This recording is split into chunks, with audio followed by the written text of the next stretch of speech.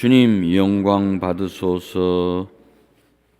그때 예수님께서 12사도와 함께 산에서 내려가 평지에 서시니 그분의 제자들이 많은 군중을 이루고 온 유다와 예루살렘 그리고 티로와 시돈의 해안 지방에서 온 백성이 큰 무리를 이루고 있었다. 예수님께서 눈을 들어 제자들을 보시며 말씀하셨다. 행복하여라 가난한 사람들, 하느님의 나라가 너희 것이다.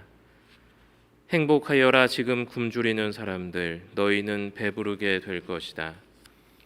행복하여라 지금 우는 사람들, 너희는 웃게 될 것이다.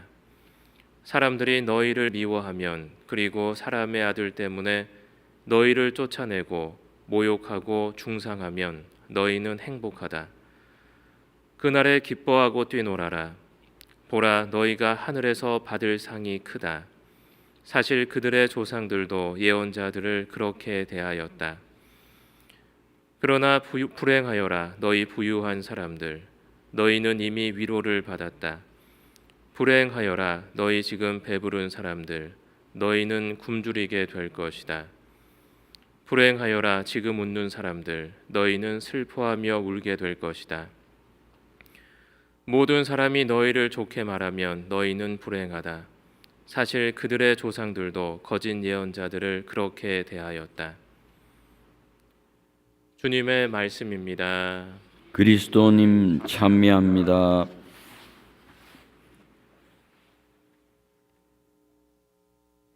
평화를 빕니다. 오늘 복음에서 예수님 말씀을 들었을 때 나는 행복한 쪽에 속한 사람입니까? 아니면 불행한 쪽에 속한 사람입니까? 네. 이 예수님의 말씀을 듣게 되면 우리에게 위로가 되고 또 어떤 위안이 되기도 하지만 또 듣게 되면 마음속에 불편함을 느끼게 하는 그런 것도 있습니다. 그런데 불편함을 느낀다고 해서 그것이 잘못된 것이 아니라 이제 내가 그 불편함으로 다시 자신을 돌아보게 된다는 것이죠. 그것이 가장 아마 큰 우리에게 복음이 주는 가장 큰 가르침이 아닌가 생각이 듭니다. 어떤 부분에 있어서는 우리가 받아들이기 힘든 부분도 있고 그렇게 되지만 복음을 읽기 위해서는 신앙인의 자세는 무엇일까라는 그러한 성찰을 해보게 되는 것이죠. 천주 교인으로서 신앙을 가지고 있다는 것은 사도들에게 전해진 신앙을 우리도 믿고 고백하는 것을 뜻합니다. 바로 또 제2 독서에 나오는 것처럼 바로 그리스도의 순환 그리고 부활 그런 것들이 사도들이 우리에게 가르쳐준 믿음이라는 것이죠. 하느님을 믿고 하느님 나라를 믿는다는 것입니다. 그래서 우리가 신앙인으로 살아간다는 것은 우리에게 닥친 현실을 받아들이는 방식에 관한 것이라고 생각합니다. 우리가 가게 될 하느님 나라를 기준으로 우리가 지금 어떻게 살아야 할 것인가에 대해서 예수님은 말씀하시고 계시기 때문인 것이죠. 하느님 나라가 없다면 예수님 말씀 자체가 성립할 수가 없고 우리의 어떤 삶의 방식도 사실은 그냥 그 자리가 될 것 같습니다. 하지만 우리는 오직 지금 우리 현재만을 신앙인으로서 살아가면서도 하느님 나라를 기준으로 생각하기보다는 우리의 현재를 대상으로 생각하게 될 때 오늘 예수님께서 말씀하시는 그 행복과 그 불행이라는 것이 우리의 생각과는 조금 다르게 전해질 수 있다는 것이죠.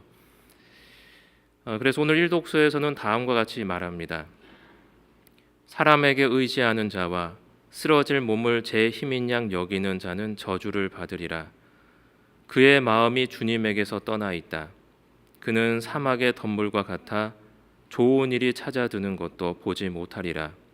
그는 광야의 메마른 곳에서 인적 없는 소금 땅에서 살리라.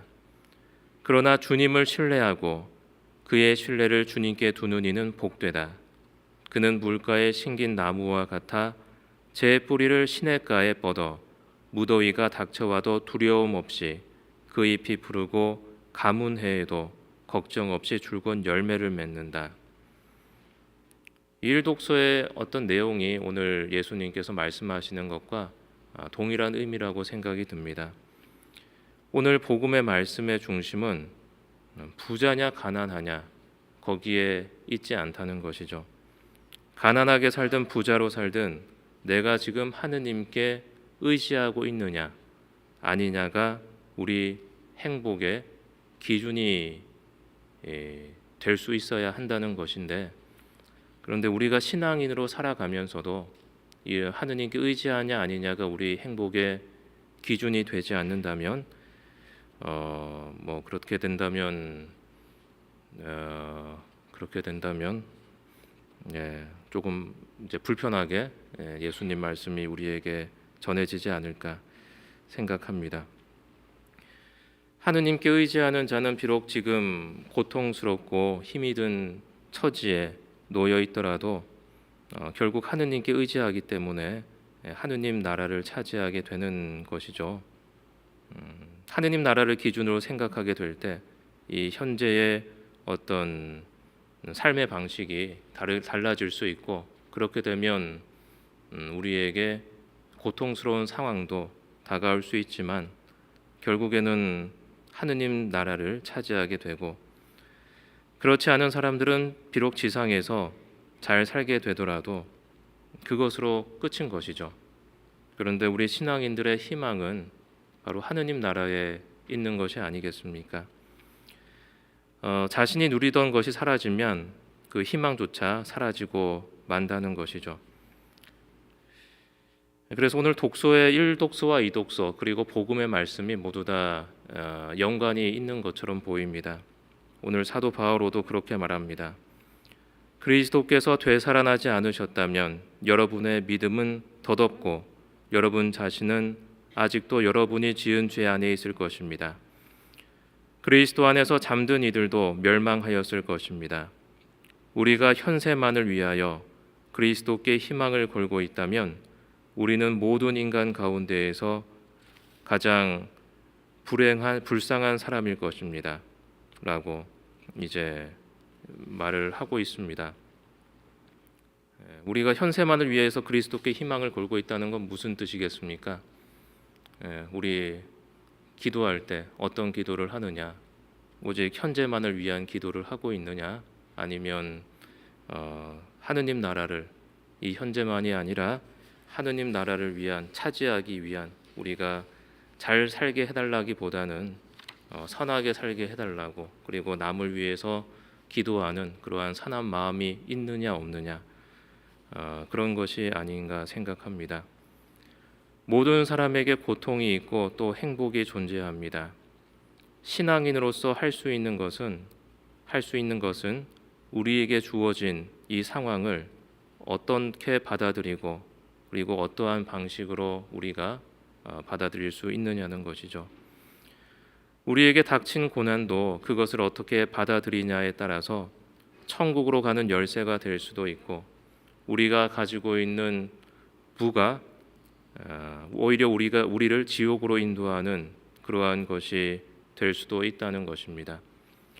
그리고 주님의 십자가와 부활이 그것을 보증한다는 것이죠. 예수님의 부활과 십자가를 믿는 것이 바로 신앙, 우리 천주교인들이고, 그것이 바로 우리의 믿음을, 그리고 이 하느님 나라를 보증한다는 것입니다. 그래서 바오로 사도가 그렇게 이야기를 합니다. 그리스도께서 되살아나지 않으셨다면 여러분의 믿음은 덧없고 여러분 자신은 아직도 여러분이 지은 죄 안에 있을 것입니다. 라고 말을 합니다. 하지만 우리는 예수님의 부활을 믿는 사람들이기 때문에 우리의 희망은 바로 하느님 나라에 있다는 것이죠. 그래서 복음은 항상 이것을 말하고 있습니다. 예수님의 제자로서 우리는 우리의 삶에 어떠한 태도로 임할 것이냐. 삶을 어떠한 눈으로 바라볼 것이냐, 우리의 삶을 어떻게 거룩하게 만들 것이냐, 그리고 우리에게 중요한 것은 무엇이고, 그리고 우리에게 있어서 과연 행복과 불행은 무엇인가? 우리가 예수 그리스도께 희망을 두고 있다면 과연 우리를 불행하게 만드는 것은 무엇이고 우리를 행복하게 만드는 것은 무엇인가? 신앙인은 예수님의 가르침을 따르는 제자들이고 그리고 진리를 구하는 사람들입니다. 내가 소중하게 생각하는 것은 무엇이고 내가 진리로 나아가는 데에 방해가 되는 것이 무엇인가를 생각해 보는 그러한 하루 되시기 바랍니다. 모두 자리에서 일어서십시오.